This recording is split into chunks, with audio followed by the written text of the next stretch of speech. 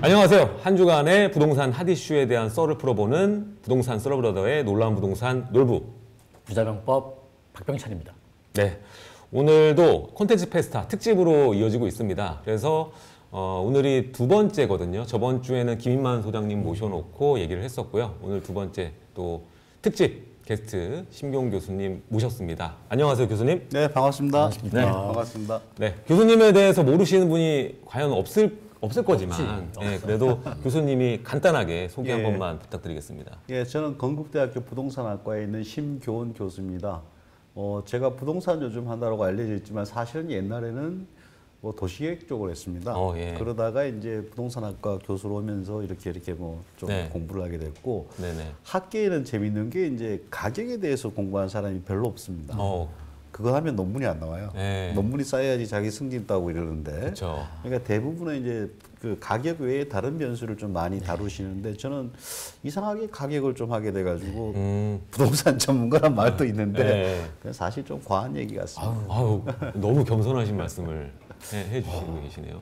요즘에 또 거래 중단 이슈도 있고 대출 규제도 제가 또 알아보니까 1월도 막혔다는 소식도 있더라고요. 1월 풀리는 걸 다 기대했는데 그렇죠. 1월도 막혔다라는 얘기를 들었어요. 그래서 굉장히 당황스러우신 분들도 많을 텐데 지금 질문들을 좀 댓글로 많이 남겨주시면 저희가 이따가 하겠습니다. 자, 본격적으로 그러면은 썰러브러더 콘텐츠 페스타 특집 진행하도록 하겠습니다. 심교훈 교수님 편입니다. 바로 이번 주에 속보들이 한 두 가지 정도가 떴었는데 일단은 확실히 시행되는 게 아니라 이제 여당에서 나온 건들이란 말이죠. 그래서 첫 번째가 이제 이것도 1가구 1주택인데 상생임대인이라는 게 나왔고, 네네, 그렇죠. 네, 그래서 실거주 1년을 산 걸로 가늠해 준다라는 게 나왔고, 그렇죠. 또 두 번째가 이제 종부세나 이 재산세 이런 게 이제 공시가랑 연동되잖아요. 그러니까 그렇죠, 공시가를 21년에 고정을 한시적으로 1년 동안 해 두고 아니면은 또 고령자들, 은퇴자분들이 많으니까 그분들 종부세를 1년 유예해 준다. 뭐 이런 것들이 나왔어요. 이런 것들에 대해서 어떻게 생각하시는지. 저는 올해 4월달, 3월달을 한번 돌아볼 필요가 있습니다. 네. 그때도 여당에서 양도세 낮춰준다 막 그랬거든요. 그 상황에서 이제 바뀐 건 하나도 없었어요. 네. 그 이제 또 선거가 이제 좀 치열해지고 있구나. 그래서 이런 안들이 나오는 것 같은데 저는 그게 뭐 실현될지 안 될지에 대해서 시장이 어떻게 판단하냐가 중요한 것 같아요. 시장에서는 아마 이거 할지 안 할지 잘 판단을 못 하는 것 같아요. 그리고 내년 3월에 선거죠. 선거 지나면 누가 되든지 간에 대폭도 바뀔 겁니다. 지금 이제 말하고 있는 것들은 큰 의미는 없다. 그래도 이제 한번 뜯어서 보면은 이제 공시가격 문제 같은 경우에는 최근에 워낙 많이 올랐잖아요. 근데 이제 정치적으로는 굉장히 복잡한 셈법이 있는 것 같아요. 종부세를 부담하는 사람들을 이렇게 좀 격리하고 소외시키고 나머지를 결집하는 이런 측면에서의 여당이 접근인 것 같고 그 와중에 이제 불만이 많으니까 좀 부담 완화 이런 얘기 하는데 만약에 이제 야당 후보가 대선이 되면은 대선에서 이기면은 뭐 그건 아마 뭐 거의 없는 것 비슷하게 얘기가 나오더라고요. 그러니까 시장에서는 그러면 이 말을 믿고 내가 희망을 갖는 게 맞을까? 내년 대선 보고 판단하는 게 맞을까? 그렇게 생각할 것 같아요. 그리고 이제 상생 뭐 임대차 그 실거주 보유 기간 1년 하는 것들도 실거주 1년 뭐 양보해서 그 제법 큰 혜택입니다. 근데 뭐 들어가서 살 때 1년 들어서 사는지 2년 들어서 사는지 큰 차이가 없거든요. 들어가야 되니까. 그것도 똑같은 아까하고 똑같은 얘기인데 뭐 여당 야당 중에 누가 되더라도 뭐가 또 바뀔 거예요, 아마. 지금 여당이 이제 여당 후보가 대선이 되더라도 지금 기조와 다른 기조를 많이 뭐 약속을 한 게 있기 때문에 바뀔 가능성이 크고 야당 후보가 되면은 더더욱 많이 바뀔 거다. 그럼 시장에서는 이걸로 지금 움직인 게 맞을까? 아니면 좀 기다렸다 가는 게 맞을까? 기다렸다 가는 쪽으로 가지 않을까 싶어요. 그리고 뭐 저 공시가격 한번 스톱은 했지만은 오늘인가 어제 이제 표준지 공시지가 나왔잖아요. 많이 올랐잖아요. 또. 많이 올랐어요. 오른 건 계속 있어요. 지금은 일단 스톱했어요. 그럼 후년은 어떻게 될까요? 곱절이 되는 거죠. 곱절이 되겠죠. 그러니까 이제 그것도 큰 그건 없을 거예요. 시장 반응을 이끌기에는 굉장히 좀 그렇다. 지금 나오는 얘기들은 이제 전부 정치적으로만 포퓰리즘. 얘기하는 것 같아요. 뭐 종부세는 뭐 저 완화하고 양도세도 완화하고 뭐 시장이 좋아진다 이런 게 아니고 그냥 이게 표가 될 것인가 아닐 것인가 그거를만 보는 것 같아요. 그게 참 아쉬워요. 그러면 교수님께 두 가지 문득 떠오르는 질문이 있습니다. 좀 엉뚱한 질문일 수도 있지만은 현재 이제 정책을 위반하고 있는 우리 정부에서 현 부동산 정책의 문제점을 정확히 인지하고 있다라고 보시는지. 저는 지금 정부라는 게 안에 정치인이 있고 공무원이 있습니다. 직업 공무원 사람들은 어마어마하게 똑똑해요. 경제학 박사 뭐 이런 사람들 많습니다. 이 사람들은 다 인지하고 있을 거예요. 근데 그 위에서 의사결정을 하는 사람들은 뭐 정치인 출신이라는 게 이런 분이 많거든요. 그분들이 이제 좀 왜곡시키는 게 아니냐. 그래서 이게 뭐 지금 지지율에 도움이 되느냐 안 되느냐 그런 식으로 판단하는 것 같아요. 그리고 과거 한 몇 년 전만 하더라도 뭐 좌파 정부든 우파 정부든 간에 정책을 만들 때는 일종의 프로세스 같은 게 있습니다. 아이디어가 나오고 이걸 이제 전문가 집단이 한번 검토해보고 국민들한테 공청회를 통해서 물어보고 그러고 나서 나오고 이 과정이 한 1년 가까이 걸려요. 근데 이번 정부는 거의 뭐 정책 중독증이야. 중독증이라는 게 뭔가 하면 한 달이라도 안 되면 막 근질근질해. 무조건 다음 달에 또 하나 내야 돼요. 지금 하는 것들도 봐도 그렇고 예를 들면 얼마나 졸속인가 하면은 임대차법 보호하고 있잖아요. 보호하는데 전 세계에서 모든 주택을 임대차법으로 한 나라는 우리밖에 없을 거야. 잘은 모르겠지만 거의 찾아보기 어려워요. 그중에 희귀한 건 실거래가 전세가 제일 비싼 게 얼마인 줄 아세요? 71억이 신고됐습니다. 전세 71억. 자, 그 사람을 국가가 보호해주고 있습니다. 임대차법으로. 좀 비상식적이지 않아요? 네. 그렇죠. 이 얘기 항상 나오던 고가 전세 관련돼서. 교수님 그러면은 이렇게 우리나라 그 부동산이 예. 경제이면서도 요새는 사실 정치 재료로 이렇게 이용되고 있는 이런 안타까운 현실이 먼 훗날 언젠가는 이게 부동산이 정치로 활용되지 않는 날이 오긴 올까요? 그게 선진국들 보게 되면은 뭐 어떤 나라들은 부동산에 대해서 대책이 거의 안 나옵니다. 미국 같은 경우도 부동산 대책이 뭐 1년에 한 번, 2년에 한 번 뭐 나올까 말까 하고 근데 조금 이제 포퓰리즘 쪽으로 가는 나라들은 부동산을 이슈로 하는 게 많아요. 특히 이제 부동산은 국가에서 하는 것보다는 지방 정부가 합니다. 대부분은. 그 정책을. 중앙 정부가 모든 걸 한다는 별로 없고. 그래서 이제 독일 같은 경우에도 베를린에서 최근에 뭐 저 임대차 동결법에서 위헌 판결 나고 하긴 했지만은 그런 것들이 이제 그 정치인들이 선동을 해서 그렇게 하는 것들이거든요. 미국 도시를 또 보게 되면 미국 도시가 한 몇만 개 정도 됩니다. 그 뮤니시팔리티로 따지면은 그 중에 임대차 규제를 하는 도시는 몇 개 없어요. 근데 그 도시 몇 개를 들고 와서 다 하는 것처럼 얘기하고. 근데 그게 정치화되면 될수록 부동산이 이슈가 되고 그것들이 계속 이슈로 가긴 가는 것 같아요. 없어지긴 어렵다. 예, 그렇죠. 결인 것 같아요. 나라의 결. 그러니까 뭐 독일도 마찬가지고 그 나라의 그 문화 그리고 이런 국민성 뭐 이런 것들 겪어온 역사가 바탕돼서 부동산이 중심이 되는 나라가 있고 아닌 나라가 있고 이런 것 같아요. 근데 기본적으로 그런 건 있는 것 같습니다. 보통 학계에서 뭐 예를 들어서 한 100년 가까이 뭐 축적된 자료가 있어요. 2차 대전 이후부터 자료들이 있는데 그 자료를 보면은 아니다라는 것들은 몇 개 있습니다. 이 제도가 아니다. 뭐 그런 거 대표적인 게 임대차를 법으로 누르면은 가격이 안정될 것이다. 그건 아니다라는 게 수천 건이 뭐 나와 있을 거야 아마. 근데 이제 정치인들은 그걸 항상 활용하고 싶은 유혹이 있어요. 극단적으로 예를 들어서 이제 정치인들이 이런 유혹까지 느낄 겁니다. 자, 강남 집값은 앞으로 10억. 10억 이상 팔면 사형입니다. 그럼 센데 안 팔면 안 죽잖아요. 지금 이제 이런 제도의 극단이 그런 거예요. 그렇게 하면 10억으로 묶여지잖아요. 그러면 이제 세상이 밝아지느냐 좋아지느냐를 생각해 봐야 돼요. 그러면은 서민들이 더 좋아지는가 안 좋아지는가? 과연 10억이 중요한 건가? 아니면은 그 국민들이 자기 살 집을 어떻게든지 살 수 있게 해주고 공급이 늘어나고 이런 게 중요한가? 지금 접근 방식은 아주 이상한 것 같아요. 여러 교과서에서 말하는 것들을 반하는 정책이 많아가지고 그 옛날에 외국 잡지 월스트리트 저널 이쪽에서는 한국을 아주 주의 깊게 보고 있습니다.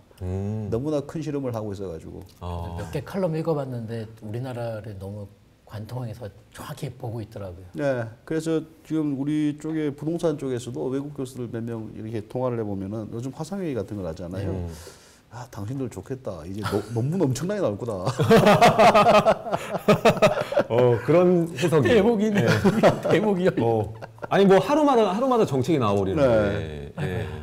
요즘에는 약간 다른 것 같아요. 예전에는 정책이 나오려면은 어느 정도 시간이 걸리는 걸 다 이제 국민들도 알고 있었는데 이제는 뭐 발의안만 나오더라도 그렇죠. 그게 되는 것처럼 나오고 또 거기에 좌지우지돼서 뭐 발의안만 나왔고 국회 통과가 안 되는데도 불구하고 이미 이건 국회 통과가 될 거고 시행한다는 식으로 발표도 그렇게 나와버리고 그렇죠. 그러니까 그걸 속고 팔고 이러시는 분들이 있더라고요. 이번에 최근에도 토지 같은 경우 비사업용 토지에 대한 과세 부분도 혹시 그 피해자가 네. 본인 아니세요? 전 아니에요. 매회 얘기하길래. 전 안 팔아요. 전 안 본인 파. 아니야 혹시? 안 팝니다. 알았어요. 안 파는데 어쨌든 그런 것도 나오고 전에 실거주 재건축 그 입주권 관련해서도 2년의 실거주 요건을 채우지 않으면 입주권을 받을 수 없다라는 예. 내용도 결국에는 그냥 짬이 됐단 그렇죠. 말이죠. 예. 예. 그런 과정에서 그 이미 데이터가 나오고 거기서도 나왔어요. 우리가 임대차 입법도 있었지만 재건축 하는 거기에 재건축의 아파트에 사는 분들은 사실 전세가는 이게 낮잖아요. 그렇죠. 그래서 보호받아야 될 정말 대상. 아까 71억 전세가 아니라 이 사람들이 보호받아야 할 대상인데 오히려 이 사람들이 쫓겨나는 그러한 그렇죠. 그 정책이었거든요. 예. 근데 막상 이게 짬이 되니까 공급이 늘어나가지고 임대가가 오히려 내려가는 걸 보여줬어요. 시장이 보여줬습니다. 맞습니다. 그래서 이런 것들을 볼 때 아까 교수님 얘기처럼 너무 졸속으로 나오고 하니까 요즘 여러분들이 대응해야 될 게 너무나 많지 않나, 어렵지 않나라는 생각이 들어요. 그래서 뭐 우리는 기본적인 수요 공급 외에 정치라는 변수, 특히 이제 어마어마합니다. 지금 대선에다가 네. 5월인가 6월에 또 지방선거 지방선거 6월. 예. 이 두 개가 아마 시장을 네. 내년에는 단기적으로 어마어마하게 혼란에 예. 빠뜨릴 거예요. 호재가 내년에 엄청 나오겠네요. 그래서 지금 뭐 떨어진다는 사람들도 있는데 네. 내년에 시장 되려면은 아마 뭘 재개발 재건축 된다고 얘기해야 되지 않을까요? 무조건 되죠. 다리 그러면 넣고 기차 넣고. 그렇죠. 그러면 그 지역에 이제 특히 규제로 억눌린 게 많아요. 이게 재건축은 이제 중앙 정부의 안전 진단이란 네. 틀이 있기 때문에 함부로 풀어주기 쉽지는 않겠지만은 재개발은 노후도 기준이라는 게 그 지자체에서 좀 조절할 수 있거든요. 네. 그러면 이제 재개발 기준에서 조금 뭔가 이렇게 바람이 좀 불 가능성도 있고 그러면 그걸로 또 올라가는 거겠죠. 그 특히 이제 최근 한 10년 가까이 서울은 공급이 굉장히 줄었다라고 하고 있습니다. 특히 박원순 시장 뭐 서울시 의회에서 발주해서 한 연구를 보면 한 25만 원 정도가 지연되었다 공급이 정상적이었으면 공급돼야 될 게 그런 얘기를 하고 있거든요. 그 말은 이제 특히 서울시 같은 경우에는 앞으로 공급할 여지가 많고 인허가가 풀릴 여지가 많고 그러면은 그걸 이제 호재로 받아들이고 예를 들어 재건축 지금 10억인데 풀린데 곧 그럼 12억 될 거 아니에요. 그 옆에 친구들 5억짜리 집도 야 걔가 어떻게 12억이야? 그럼 나도 6억은 받아야지 이럴 거 아니에요. 또 네. 그런 식으로 올라가는 상승 압력은 여전히 있을 거라고 봅니다. 네, 서울만 이렇게 잘라놓고 봤을 때 그렇죠. 지연된 이연된 그 물량들이 나오긴 나올 거고 그게 또 호재로 작용할 가능성이 아직 그렇죠. 남아 있다라는 그런 말씀이신데. 서울이 대략 한 350만 채 집인데 네. 25만 채가 지금 밀렸다 그러거든요. 그러면 그 대략 한 10% 안 되는 물량이 이제 네. 막 꿈틀꿈틀할 거예요. 그러면. 10%면 엄청나다. 그 서울연구원 자료 보니까 예, 해제 물량 평균치로 계산해 보니까 9년치 입주 물량이 예, 허공으로 사라졌더라고요. 예, 거의 그렇죠. 예.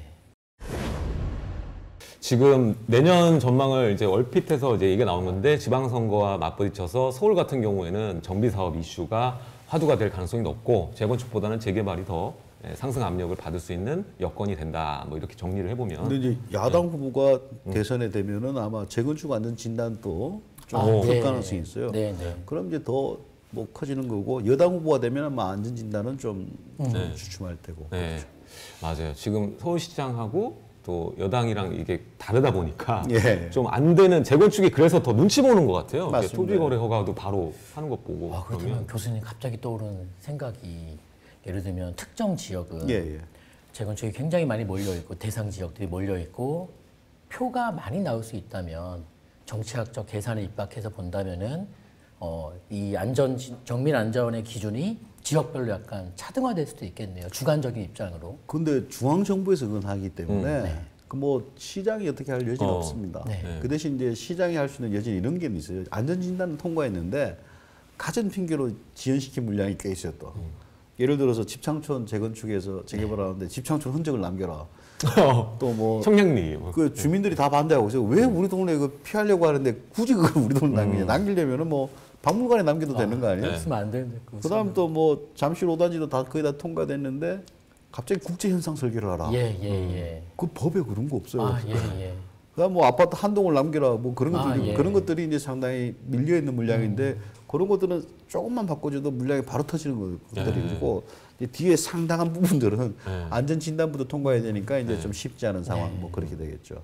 자, 지금 이제 집값이 많이 올랐잖아요. 역대 최장 상승이기도 하고 거의 이제 뭐 8년 이렇게 올랐는데 이게 지금 현재 수준 가지고 많은 수요자들이 갑론을박이 있는 것 같아요. 이거는 버블이 꼈다. 안 꼈다 이 얘기를 많이 하는데 교수님이 보시기에는 지금 현재 시점은 버블이 있다가 맞을까요? 없다가 맞을까요? 시간을 어떻게 보느냐에 달리는 것 같아요. 앞으로 2, 3년 보면은 버블일 수도 있고. 네. 근데 버블이라는 거 오버슈팅이라는 단어 아시죠? 예. 오버슈팅은 갔다가 네.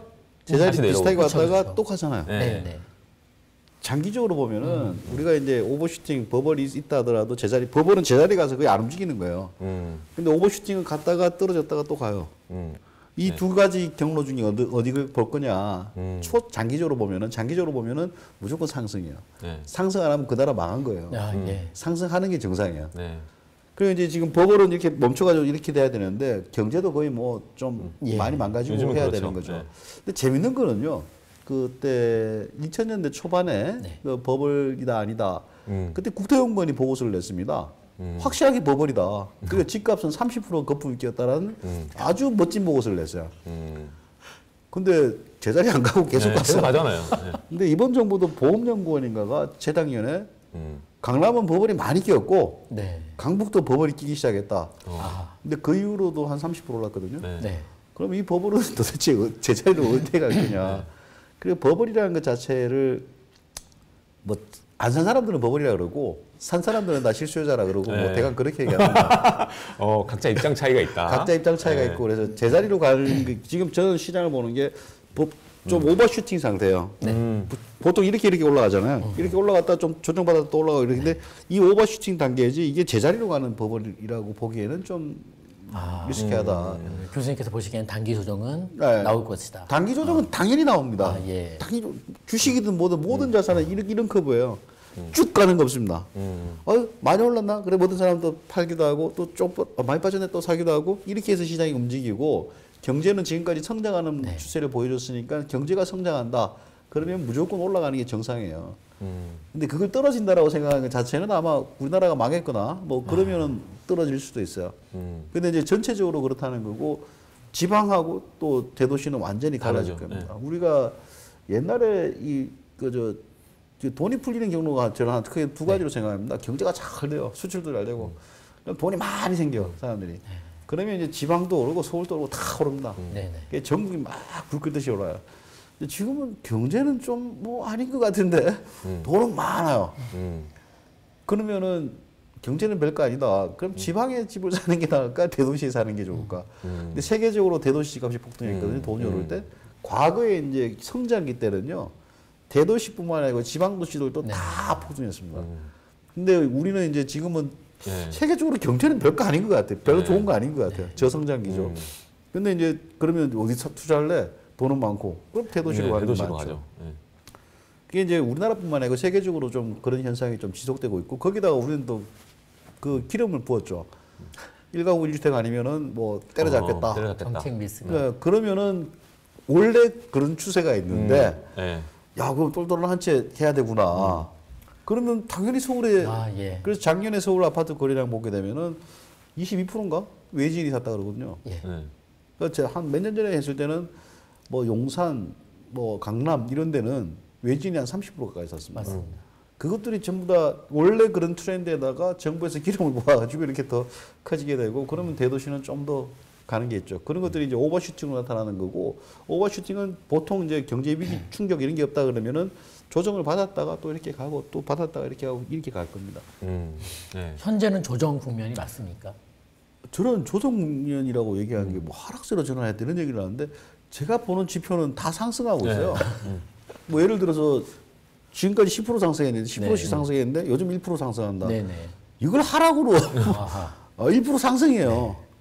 물론 이제 예를 들어서 코스피 주가가 10% 올랐잖아요.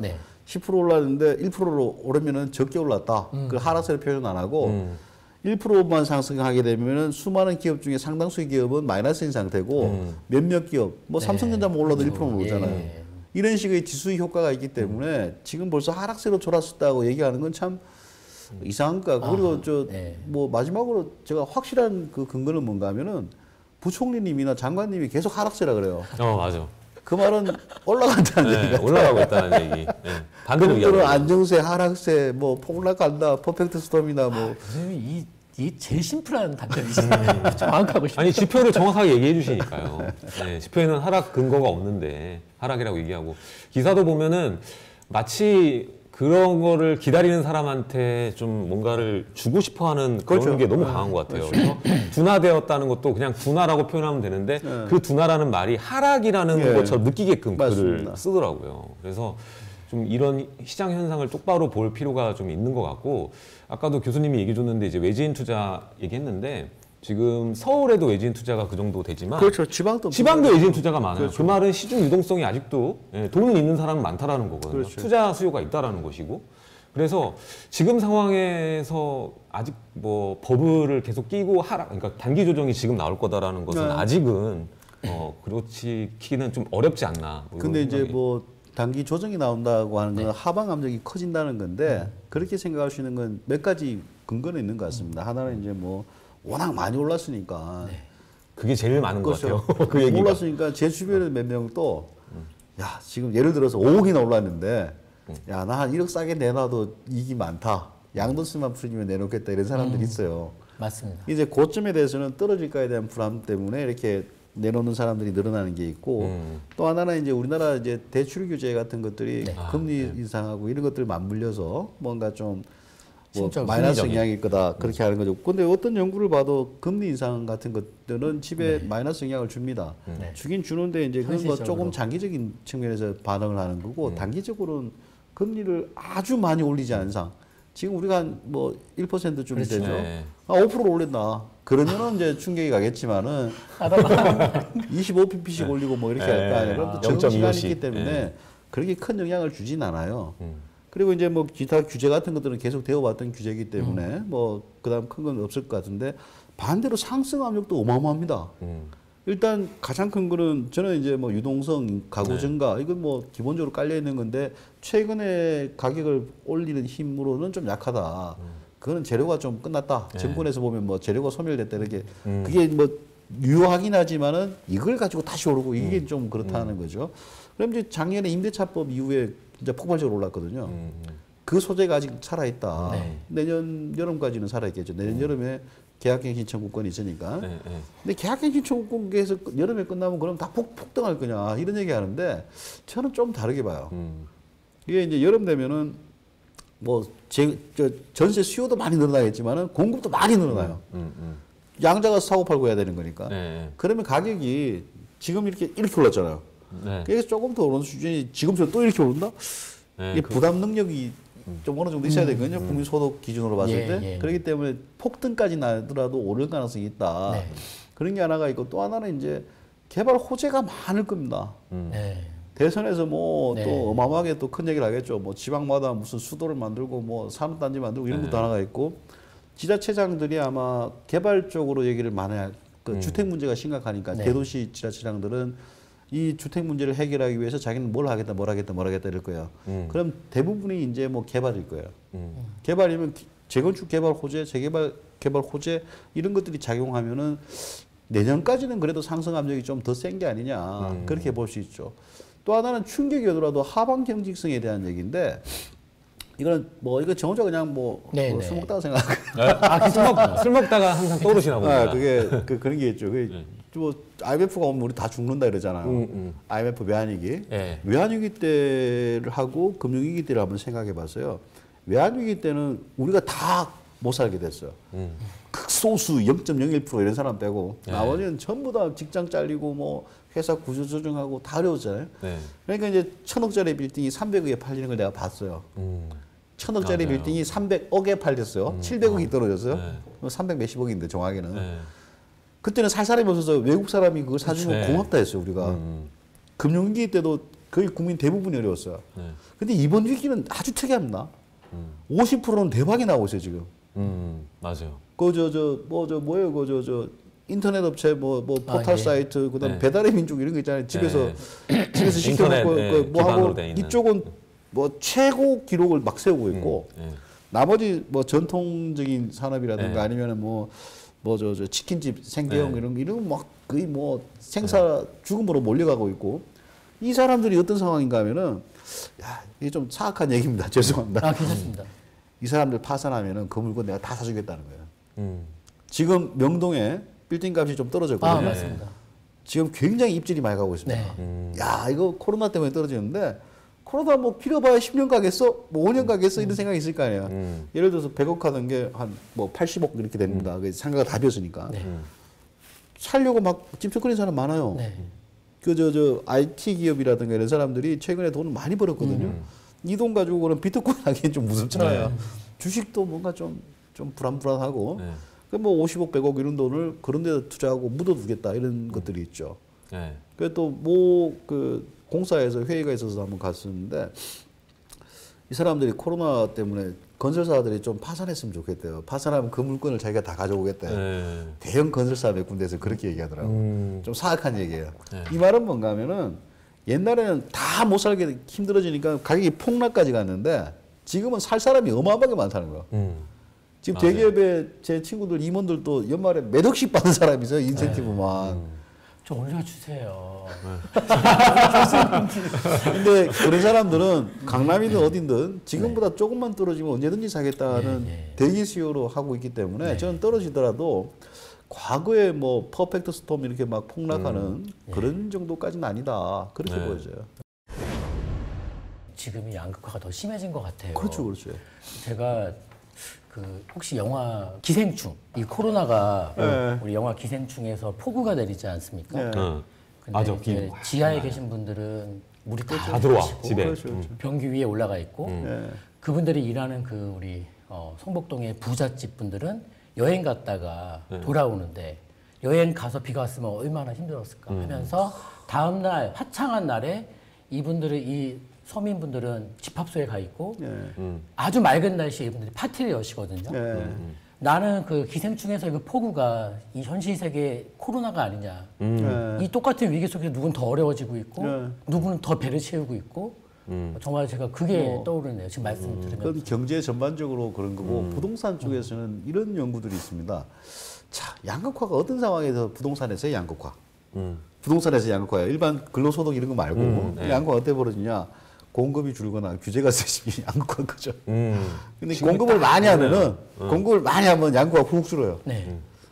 그러니까 그런 것들도 뭐 연구 결과들이 좀 있고 그렇습니다. 지금 교수님 말한 그게 다 두 개가 겹쳤네요. 네. 코로나랑 그리고 주택 공급이 없어. 두 개가 겹쳤으니까 지금 여실히 보여주고 있잖아요. 대출 중단 사태로 인해서 뭐 그 최근까지 많이 떴던 노도강 금강구 애들이 좀 조용해지고 네. 오히려 강남에 뭐 70억, 100억짜리 주택들이 뭐 10억, 20억 오른 가격에 거래가 되고 또 뭐 어제도 터지고 뭐 타워 팰리스도 뭐 그렇고 뭐 요즘에 최신의 또 주상복합 대형 평수가 예. 거래가 속속들이 되고 예. 뭐 이러한 현상들이 벌어지고 있어서 더 교수님 그 말씀이 와닿는 것 같아요. 그러면은 이제 법을 얘기했었는데 우리 또 패널이니까 또 병찬 형 생각도 물어볼게요. 법을? 지금 버블인 것 같아요? 아닌 것 같아요? 근데 나는 이렇게 생각해. 그거를 누가 정의할 수 있을까? 우리끼리 재밌게 얘기하는 거지 그냥. 아니 그게 내 답이야. 네. 나는 그 법을 정의한다는 것 자체가 조금 그런 것 같고 너무 과학적인 추상적이다. 정의를 원하는 것 같은데. 네. 그리고 내가 최근에 인천 아파트 시세 이렇게 쭉 보니까 인천요? 인천에 이제 우리 연수구 쪽의 아파트 모 아파트인데 대부분 패턴이 비슷한데 네. 작년 2월부터 최근까지 작년 2월 달에 예를 들면 30평대 아파트가 2억 9천, 최근 거래된 게 5억 8천. 자, 그러면 이제 한 1년, 2년이 좀 안 되는 네, 요 짧은 시간 동안에 앞자리가 3, 4, 5, 네. 세 번 바뀌었잖아. 근데 이게 그럼 거품이냐? 내가 2006년도 시세를 봤어. 거품이 아니야. 그럼 어느 지점을 기준 잡아야지만 이거 논할 수 있는 것이냐부터 해서 아까 교수님 말씀처럼 스타트나 아니 뭐 어느 지점까지 볼 거냐 등등등 굉장히 주관적인 것이고 그리고 이 자산 시장에 거품이 안 낄 수가 있는가? 대형 위기가 오지 않는 한 그런 생각은 해요. 마이너스 거품이 있었어요. 예. 그래서 우리가 간파할 수 없고 우리 눈에 보이지 않는 어떤 적정 균형선이 있다면 시장은 오를 때 과하게 오르고 빠질 때 과하게 빠지면서 방향성만 그 균형점이 가르쳐줄 뿐이지 그렇게 난 간다고 보기 때문에 거품이 인정하면서도 상승론을 펴왔던 것 지금도 변함이 없지. 근데 뭐 거품은 존재한다고. 대도시를 연구로 한 연구들이 꽤 있는데 네. 그것들은 이제 물가를 제거하고 실질 가격으로 봤을 때 네. 1% 약간 안 되게 상승해요. 매년. 거의 서울은 크게 비하면 약간 적은 편이에요. 사실은. 그리고 이제 보통 버블을 학술계에서 판단할 때는 버블을 어떻게 판단하는가 하면 실수요가 있고 실수요가 아닌 가수요가 어떻게 있냐를 보는 거예요. 그래서 이제 전세는 실수요라고 볼 수 있잖아요. 네. 전세가가 예를 들어서 이번 정부 들어가지고 한 20% 올랐습니다. 네. 이번 정부 별로 오른 것도 아니에요. 사실 작년까지 어마어마하게 안 올랐어요. 5% 정도 올랐어요. 작년 여름 이후에 또 한 10몇% 올라서 한 번에 갔네. 20% 올랐는데 네. 매매가는 예를 들어서 50이 올랐어요. KB 지수 아파트로 봤을 때. 그럼 얘는 20 올랐고 얘는 50 올랐잖아요. 아, 30이 버블이다. 이렇게 추정하는 게 있어요. 근데 그렇게 추정하면은 이제 오버슈팅 현상이라든가 이게 버블이라는 건 제자리로 가야 되거든요. 제자리로 가서 한동안 머물러 있어야 돼요. 네. 근데 우리는 그런 적이 거의 없다고 보시면 돼요. 네. 그렇죠. 그래서 학술적으로는 뭐 실수요하고 이렇게 나누는데 그냥 뭐 자의적 기준이고 뭐 어떤 기준으로 봐도 버블을 정확히 측정하거나 그럴 수는 없습니다. 그 사회에서 돈이 어디만큼 풀렸느냐, 사람들 인식이 어떠냐. 인식이 이제 뭐 아주 쉬운 건 이래요. 집값 떨어질지 빨지 아는 거는 물어보면 돼요, 국민들한테. 자, 앞으로 한 달간 오를까요, 떨어질까요? 오른다고 한 사람이 많으면 올라요. 떨어진다는 사람이 많으면 떨어져요. 네. 기본적으로는 그렇습니다. 그 사람들이 모든 정보를 감안해서 뭐 집단지성 뭐 이렇게 하듯이 그런 걸 조사해도 되는데 지금은 아마 오른다 떨어진다가 비슷비슷할걸요. 지금 너무 많이 올라서 그렇다. 그러면 이렇게 비슷비슷하게 나타날 거예요. 이런 걸로 논문 쓴 사람도 있어요. 네. 그렇군요. 제가 얼마 전에 기사를 봤을 때는 이제 여러 한 10분 정도 기사에 나와 있어서 상승이냐 하락이냐 얘기를 했는데 참 재밌는 게 뭐냐면 불과 한 2018년 뭐 9.13 나올 때나 그때는 한 30% 정도는 떨어진다 의견이 있었거든요. 근데 지금은 9명이 오른다로 돼 있더라고요. 그렇죠. 그래서 어떻게 보면은 그때도 그랬는데 지금도 그렇다라는 것은 교수님 얘기도 그렇지만은 내년을 떨어진다고 생각하는 사람은 좀 별로 없는 것 같아요. 지금 그렇죠. 상황에. 이게 지금 이제 예를 들어서 앞으로 한 3년 뒤, 5년 뒤 이렇게 물어보면은 뭐 조금 지금보다 이렇게 갔다가 이렇게 떨어질지 아니면 이렇게 갔다 이렇게 떨어질지 현재 가격보다 낮을 수도 있고 높을 수도 있다. 뭐 그렇게 볼 수 있을 거예요. 근데 다행히 언론에서는 내년 가격을 물어보니까 내년은 지금 탄력받고 그냥 계속 가는 게 아니냐 그런 생각이 듭니다. 네. 자, 일단은 우리 질문 또 들어왔는데요. 하이샬롯님 질문 한번 볼게요. 자, 코로나 이후의 주거 형태는 교수님이 생각하시기에 어떻게 변화하게 될까요? 예, 요즘에 뭐 코로나 이후에 이런 얘기 많잖아요. 이제 집 밖에 나가기가 어려워지니까 대형 평수를 찾고 집안에 서재를 무조건 꾸미고 뭐 이렇게 가고 주상복합도 찾는 분이 많아지고 그리고 젊은 친구들이 뭐 이렇게 예전에는 우리 어르신분들은 역에서 가까운 주택은 별로 안 좋아했는데 요즘 역 가까운 데가 비싸잖아요. 그러니까 그런 형태를 말하시는 것 같아요. 그래서 코로나 이후에 주거 문화가 또 바뀔까 뭐 이런 거. 지금 이제 뭐 크게 보면은 한 두 가지 정도로 되는 것 같아요. 주택이 어떻게 될 것이냐, 문제가 안 하고 입지가 어떻게 될 것이냐. 미국에서는 이제 둘 다 그런 현상이 나타나고 있어요. 가장 먼저 나타났던 게 이제 뉴욕의 월세가 떨어지고 왜 떨어지냐? 다 밖으로 도망가니까. 근데 이제 그 주변 도시들이 막 값이 올라가요. 뉴욕도 그렇고 뭐 샌프란도 그렇고 그 특히 휴스턴 쪽에 텍사스 쪽이죠. 그쪽은 이제 더 많이 빠져나가가지고 뭐 근데 주변이 더 많이 오르고. 근데 사람들이 이제 많이 모여 있는 데 가면은 일단 감염될 우려가 크니까 나는 나가 살겠다. 근데 지금 지금은 또 다르게 나타나요. 다시 다 와서 일해요. 그 대신 하이브리드라고 걔들은 표현하고 있는데 뭐 일주일에 하루 이틀 오고 뭐 이런 거 있잖아요. 그런 식으로 하는데 구하기 어려운 애들, IT 업종이나 아주 노하우를 갖고 있는 애들은 뉴욕에 근무하는데 시애틀에 살고 이런 애들이 있어요.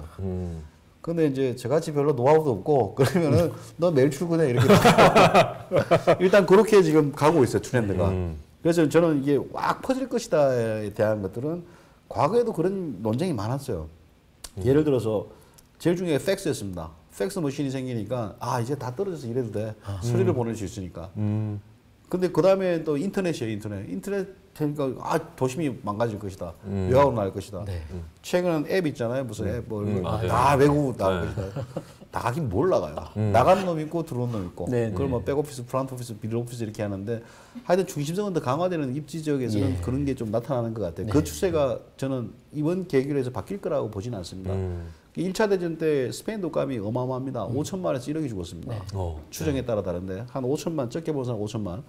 그때 인구가 18억인가 그랬어요. 지금은 72억 네. 중에 뭐 지금 전 세계적으로 몇백만 명, 500만 명이 죽었거든요. 네. 더 심각했잖아요. 네, 그거 다 몇 맞아요. 년 갔습니다. 세상 끝났다 그랬어요. 근데 지나고 나니까 다시 모여서 또 이렇게 살고 있다. 번성하고 예. 애도 많이 낳고. 그렇죠. 고심 빨라지고. 네. 그다음 또 하나는 주택의 문제 아까 얘기했잖아요. 주택 문제 같은 경우에 주거 형태가 조금씩 바뀔 가능성은 있습니다. 근데 이게 코로나로 인한 효과는 제가 보기엔 별로 안 갈 거고 소득 증대에 따라 가지고 소득 증대가 됐을 때 자기가 자기를 어떻게 표현할 것인가, 자기 집을 어떻게 꾸밀 것인가 그쪽의 힘이 더 센 거지. 코로나 때문에 그렇게 한다는 건 좀 아닌 것 같아요. 그리고 지금 이제 뭐 지금 최근에 인터넷 실내 인테리어 하시는 분들 얘기 들어보니까 뭐 좀 잘하는데 예약하면 내년 봄이나 여름에 공사해 준대요. 네, 어려워요. 요즘에 인테리어가 그렇게 코로나 이후에 화랑이라고 단가도 하더라고요. 어마어마하게 비싸고 네. 단가도. 근데 그게 이제 코로나 영향도 있고 저는 이제 소득 증대에서 드디어 이제 할 수 있는 게 자기 집, 자기 공간을 꾸미는 쪽으로 가는 게 아니냐. 그런 두 가지 효과가 맞물린 게 아닌가 그렇게 보고 있습니다. 그러니까 이제 교수님 말씀은 코로나로 인한 사태를 우리가 주목할 게 아니라 이제 주택도 개성이 많이 강의되기 시작했고 내부 인테리어뿐만 아니라 뭐 그 아파트도 요즘에 그 시공사들이나 뭐 이렇게 문화가 약간 자재나 뭐 쓰는 것도 바뀌고 있고 예전에는 이제 옵션을 그렇게 많이 따지지 않았는데 요즘에는 옵션을 무슨 포르쉐야 아파트가 맞습니다. 다 골라 뭐 바닥 뭐 고르고 냉장고 들어가고 요즘에는 그 옷 그 스타일러까지도 그렇죠, 다 해서 옵션으로 들어가고 또 공기 오히려 저는 미세먼지가 더 바꾸는 것 같아요 코로나보다 그렇죠, 맞아요. 그래서 먼지에 관련된 그 감쇄 반응 감쇄 시스템 이런 거 달고 이런 것들이 아파트에 다 들어가니까 그런 게 좀 바뀌고 있는 것 같고 근데 그건 확실히 있는 것 같아요. 대형 평수 선호하는 사람이 늘어나고 있다라는 거. 예. 네, 그건 확실히 있는 거. 근데 대형 평수도 우리가 좀 잘 보셔야 되는데 2000년에 지은 50평하고 네. 지금 50평하고 사이즈가 다르잖아요. 50평하고 한 80평쯤 될 거예요. 그러니까요. 사이즈가 다르. 그래서 우리가 소형 평수로 넘어갔다는 것 자체를 저는 신뢰는 안 하는데 아니 같은 30평인데 왜 계속 커지고 있어요.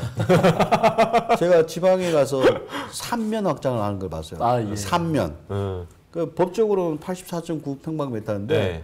실제는 150인가 그래요. 네. 발코니 3면 확장하니까 예. 제가 죽을 때까지 그런 큰 집에 못 살 것 같아요. 그런 집이 32평인가 그렇대요. 그래서 그런 숫자들도 있고 그런데 그 특정 지역에 대해서는 대형평에 대한 수요는 항상 있는데 우리가 너무 대형평형을 많이 억누른 게 아니냐 뭐 그렇습니다. 아 맞아요. 그때 이제 처음에 우리가 서브프라임 그때 그 많이 이제 했던 게 수도권은 특히 이제 30제곱도 별로 없어. 거의 이제 100제곱 이상으로 지어진 게 대다수고 미분양도 거기서부터 터졌으니까 그때 이후로 이제 건설사나 분양하는 이제 수익을 만들어야 되는 입장에서는 아 소형으로 가야 된다고 소형이 너무 많아졌고 대형이 너무 없다 보니까 최근에 이제 대형에 대한 갑광이 하면서 이분들이 고를 수 있는 아파트가 구축 아니면 비싼 신축, 맞습니다. 정말 비싼 신축, 희소성이 너무 하니까 예, 그렇게 들어가는 것 같고 아까 교수님 말씀이 너무 공감되는 게 2000년대 초반 후반 그러니까 2003년, 2008년 뭐 이때 지어진 아파트들이 발코니 면적이 어마어마하게 컸잖아요. 광폭으로. 그래서 그때 30평이면은 지금 아파트 40평 면적 되고 네, 그렇죠. 저는 주방이 정말 마음에 안 드는 게 요즘의 신축들 주방이 왜 이렇게 코딱지만한 건지 뭐 할 수가 없어요. 뜯는 신축 아파트도 많아. 신축인데 뜯어버려. 그러니까 뜯어야 돼. 또 확장해서 뭐 본인이 만들어야 돼요. 그럴 정도로 좀 돼서 교수님 말처럼 요즘에 그 대형 소형이랑 전에 대형 소형이랑 좀 다르고 요즘에는 사실 수요자들이 30평이라도 2003년 그때쯤에 정도 30평이면 만족할 텐데 요즘 30평은 사실 진짜 20평대 같은 느낌. 그래서 또 조심해야 될 게 이제 도시형 생활주택 도시생활 그런 것들은 확장돼서 면적이 안 나오거든요. 아 예. 그럼 아파트 20평, 도시형 생활 때 20평 가보면은 정말 절반이에요. 네, 너무 작아요. 그게 이런 통계를 계속 유지하는 게 맞는지도 고민해봐야 돼요. 맞아요. 그리고 요즘에 이제 올해 또 하나의 그 공급 주택 주거 형태에서 갑자기 이제 공급이 없다 보니까 그리고 청약 당첨되기 너무 어렵잖아요. 그렇죠. 그러면 갑자기 틈새로 확 떠오른 게 이제 오피스텔. 오피스텔이죠. 예. 그리고 시공사들이 택지를 사가지고 거의 다 이제 오피스텔을 짓는 문화로 지금 가고 있더라고요. 근데 오피스텔을 저는 두 가지로 좀 나눠서 봐야 된다고 생각하는데 우리가 10년, 20년 전 오피스텔 있잖아요. 한 동짜리에 원룸으로 쫙 있는 게 있고 요즘은 저도 이제 심사를 하러 이렇게 좀 다녀보면은 열 몇 개 동이 오피스텔 동이에요. 용적률만 한 500% 정도라는 거지 안에 정원도 좋고 뭐 미끄럼틀 놀이터 다, 뭐 놀이시설 뭐 경로당 다 있습니다. 수영장 있고 막 다. 그래서 이건 가격은 또 많이 싸요. 입지도 좋은데. 네. 그 말은 뭔가 하면 이게 옛날에 그런 오피스텔은 그냥 전통대로 있지만은 최근에 뜨는 오피스텔은 뭐 일종의 아파트라고 봐요. 좀 저렴한 아파트 그리고 커뮤니티 시설도 잘 돼 있고 그런 아파트로 봐야 되기 때문에 새로운 주택으로 하나를 자리 잡는 게 아니냐 이런 생각이 하나가 있고 최근에 강남에는 한 동짜리도 네, 있어요. 투룸, 쓰리룸 같은 걸 만듭니다. 그건 만드는 게 강남에 아파트를 들어가면 20억짜리를 사야 되는데 살려면은 예를 들어서 제일 싼 게 20억 뭐 어떻게 합시다. 그 정도 할 거야 아마. 뭐 살 형편은 안 되고 근데 이 뭐 시청자분들은 그렇게 생각할지 모르겠는데 교활한 디벨로퍼들이 그 사람을 대상으로 뭐 11억 뭐 이렇게 만드는 거예요. 투룸으로 해서. 이 사람들은 강남에는 살아야 되고 하는데 뭐 원룸은 못 살겠고 아파트는 못 사겠고 그럼 이거라도 하나 사는 거죠. 이쪽 수요가 몰리는 거예요. 그래서 이런 주택 유형이 이제 새로운 주거용으로 자리 잡아가는 과정이다. 그 대신 뭐 저기 외곽에 뭐 아파트 공장 옆에 지식사업센터라고 그러죠. 그 옆에 오피스텔 이상하고 이런 것들은 이제 좀 과거 방식 답습하기 때문에 뭐 투자적으로 문제가 있을 수도 있고 근데 그 고용이 일어나면 그것도 가치가 있습니다. 근데 방금 말씀드렸던 뭐 아파트하고 거의 유사한 것들 상품은 이제 새로운 틈새 상품으로 이제 거의 자리를 잡을 것 같아요. 그 또 뭐 미국 사례를 들면 그런데 미국에서는 호텔 같은 것들을 컨버전을 많이 했습니다. 그래서 맨하탄에서 호텔 잡기가 상당히 어려워요. 2000년 이후부터. 그렇군요. 그런데 바꾼 게 우리처럼 청년주택을 한 게 아니고 우리는 이제 청년주택 왜 이렇게 많은 거예요, 갑자기? 뭐 국가에서 하는 거니까 자꾸 지금 토달면 안 돼요. 청년주택 운영사가 매입도 안 합니다. 근데 이제 끝났습니다, 걔들은 그 약간 중상을 위한 아니면 최상위층을 위한 주택으로 만들어요. 그래서 이제 호텔이 막 사라지고 있는데 뭐 그런 식으로의 주택 주상복합이 하나 생기는 거죠. 그런 식으로의 주택 공급에 대해서 또 하나로 자리 잡고 호텔은 그렇게 갈 가능성도 있죠. 지금 이것도 새로운 문화가 저도 느끼는 거거든요. 그렇죠. 이제 아파트라고 고정된 인식보다는 이 우리가 역세권에 대한 가치도 변했듯이 그렇죠. 이제 바뀌고 있구나. 그냥 취득세만 다를 뿐이다. 사실 그렇죠. 일반 주택도 특례를 받아서 싼 거지 맞습니다. 그냥 똑같은 거니까 오히려 저도 이게 새로운 문화를 빨리 캐치하고 여러분들이 가늠하는 게 어떻게 보면 지금의 공급이 없는 상황에 그나마 신축을 빨리 저렴하게 갖는 방법이 아닌가 그런 생각을 새로운 많이 문화를 해봅니다. 빨리 캐치하려면 집에 일찍 들어가면 안 돼. 대표님처럼 항상 젖어 있어요. 아이고야. 맞아요. 네, 맞아요. 오피스텔이 두 가지 유형이라 했잖아요. 네. 이제 실수요자가 아파트 대용으로 쓰는 게 있고 하나는 이제 옛날 많이 했던 게 원룸. 네, 그런 식. 중년이 되면은 남는 돈으로 해서 하나 사서 월세 월세 받고. 이거는 가격 하방 압력이 왔을 때는 좀 받을 거예요 충격을. 네. 근데 이거는 탄탄한 수요가 있기 때문에 신수요가. 크게 하방 압력이 세진 않을 거예요. 네, 맞아요.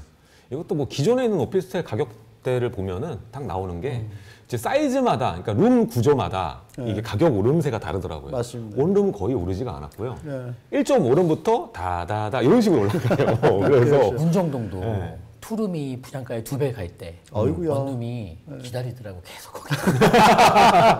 어서 타, 좀 기다리고 있을게. 그래서 아직도. 그래서 원룸은 뭐 수요자도 한정돼 있고 그렇죠. 쓸 수 있는 것도 그렇고 면적이 작다 보니까 그런 것 같아요. 그래서 월세 받는 용도로 저렴하게 그냥 뭐 그 은퇴 분들이 찾고 있지만 저는 이제 시세 차이, 그러니까 올라가는 가격 오름세까지도 가능해야 그게 총수익이라고 보기 때문에 너무 월세 입각해서 부동산이라는 재화를 보는 거는 좀 아닌 것 같다. 뭐 이런 생각이 듭니다. 교수님께서 네. 한번 스스로 질문하고 좀 답변 주시면 안 될까요? 뭐야? 우리 시청자분들이 궁금해할 거를 미리 우리 교수님께서 묻고 이거에 대한 답변을 주시는 게 더 좋을 것 제가 같습니다. 생각을 안 해봤지만 대부분은 지금 이제 사야 되냐 말아야 되냐. 큰일 같은데 났습니다. 그게 이제 뭐 항상 하는 얘기인데 저는 아주 뭐 심플합니다. 빚만 많이 지지 않으면은 그리고 뭐 서울이나 이런 대도시면은 언제든지 사도 됩니다. 제가 그 기록을 한번 보니까 최고로 많이 물렸을 때가 한 20년 물리더라고요. 와, 20년 물린 사람이 대공황 있구나. 때. 네. 우리나라는 그런 기록이 없어요. 네, 우리나라는 없잖아요. 그리고 뭐 저 진짜 길게 막 물렸을 때 그 튤립 버블 이런 거 있잖아요. 그건 진짜 한 100년 가까이 그 실질 가격으로 100년. 그래 명목 가격으로 보면 한 4, 50년 물렸을 것 같아요. 그게 고점에 하면. 근데 자기가 이제 금융 비율 부담만 좀 적절하게 조절할 수 있다면은 언제든지 해도 되고 뭐 약간 농담 같기도 하지만 떨어지면 뭐 증여 싸게 할 수도 있고 어차피 대도시는 오르게 되어 있습니다. 대도시는. 혹시 교수님 제가 긍정적으로. 또 우문인데 혹시 튤립 버블 사태 때 옆에 있는 뭐 해바라기나 안 올랐습니까? 그건 안 올랐어요. 아, 그렇습니까? 아, 예. 근데 튤립 구근이 여러 가지가 있어요. 여러 가지. 빨간 꽃 나는 튤립이 뭐 예를 들어서 10,000배가 뛰고 뭐 또 보라색 꽃이 나는 거는 뭐 한 5,000배 뛰고 뭐 이런 비슷한 5,000배 뭐 그렇게. 한 10,000배 정도 뛰어야지 뭐 그렇게. 아하. 근데 버블은 사실 얘기할 게 없는 게 그 유명한 그 뉴턴도 그 당했고. 주식에서 파산해가지고 물렸기 때문에 누구나 그걸 가늠할 수 있는 건 아닌 것 같고. 저는 해외 토픽에서 여러분이 꼭 하나 보셔야 될 게 실러라는 교수가 있습니다. 로버트 실러. 실러 케이스 뭐 지수도 만들고 케이스 실러 지수를 만들어서 미국은 그걸로 평가하거든요, 주택을. 이분이 버블 직전에 붕괴 직전에 2007년쯤에 버블 붕괴할 것 같아 발표를 해요. 그걸 붕괴했어. 그리고 그 다음 신기한 게 벌어지는데 한 2년 3년 지나서 맨하탄에 집을 사요, 아파트를. 그래서 얘는 폭락주의자인데 맨하탄에 그 예일대 교수가 월급이 그래도 한 몇억 돼요. 그렇죠. 우리는 맛있답니다. 근데 결국 돈 얘기네요. 근데 이분이 아직 안 팔고 있어. 우리는 집중해야 될 게 이분이 아직도 오를 가능성이 있다. 가등이나 매매 예약은 아닌 거죠? 그건 아니고 미국은 더 출자합니다. 그래서 사람들 상당수가 이 교수님이 언제 팔까? 그때가 매도 시점이다. 이렇게 보는 사람도 있어요. 그걸 팔고 저기 LIC로 건너가시는 거 아니십니까? 근데 제가 이 말씀드리는 거는 옆에서 유독 운이 잘 붙고 뭐 이렇게 좀 빠르신 분이 있어요. 그분 따라가는 것도 괜찮아요. 아니 결국은 우리 교수님께서 답을 쉽게 주셔. 근데 초반에는 약간 좀 난이도가 있어. 결국은 쉽게 와닿습니다. 그리고 뭐 마지막으로 질문 드릴 거는 이제 전국적으로 봤을 때 내년에는 좀 뭐 가격적인 부분에서 좀 주목할 만한 도시 하나만 꼽자면. 저는 이제 수도권 쪽이지 않을까. 서울은 이제 뭐 고점을 친 것 같고 수도권은 아직도 개발 호재는 많습니다. 그 호재가 이제 앞으로 어떻게 더 커질지도 모르겠고 뭐 여당 후보가 되면 또 뭐 역세권을 많이 만들어야 되니까 역세권이 늘어나지 않을까요? 역세권 저주택 뭐 있잖아요. 여당 후보, 야당 후보는 이제 뭐 또 주변에 신도시 개발하는 또 잘 테고. 그래서 그 밀려나는 수요가 이쪽으로 수도권으로 많이 가고. 몇몇 그 연구에 따르면은 서울보다 경기도가 더 집이 부족하다는 결과도 됐습니다. 그 말은 경기도가 좀 많이 오르긴 올랐는데 서울에 비해서는 적게 올랐고 호재가 더 있고 실수요가 받쳐주고 하면은 뭐 경기도 중에서 강남하고 접근성이 좋은 지역들. 그러면 동서남북 중에서 남쪽을 말씀드리면 남쪽이죠. 동남쪽 얘기하시는 무조건 고용입니다. 고용에 가까워야 돼요. 그 강남에서 한 40분 거리 뭐 어떻게든지 40분 거리는 아주 뭐 장기적으로 좋다고 보시죠. 그럼 우리 북쪽 분들은 어떻게 해야 된다는 얘기입니까? 말고기 세우고 계시잖아요. 여름에 그늘에서 추워.